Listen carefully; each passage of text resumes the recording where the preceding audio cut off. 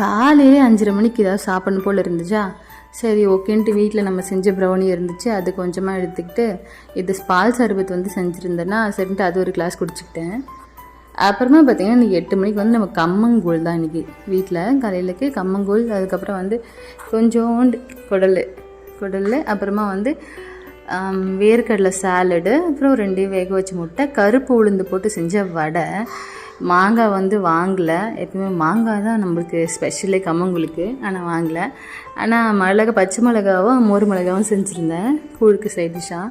மதியத்துக்கு பார்த்திங்கன்னா வரகரிசி இருக்குல்ல, வரகரிசி கஞ்சி ரொம்ப தண்ணியாக வைக்க மாட்டேன், கொஞ்சம் கட்டியாக. அப்புறம் வந்து மூக்கடலை வேக வச்சது, ஒரே ஒரு ஃபுல் பாயில், பீட்ரூட் வத்தல் ஒரு 2 பீஸ், அவ்வளோதான். சாயந்தரத்துக்கு பார்த்திங்கன்னா நம்ம வேர்க்கடலை ராஜ்மாலாம் போட்ட சாலடு 2 முட்டை, அவ்வளோதான் முடிஞ்சுது. இதோட காலையில் எத்தனை மணிக்கு சாப்பிடணும்னு தெரியாது, 10 மணியாக கூட இருக்கலாம். டாடா.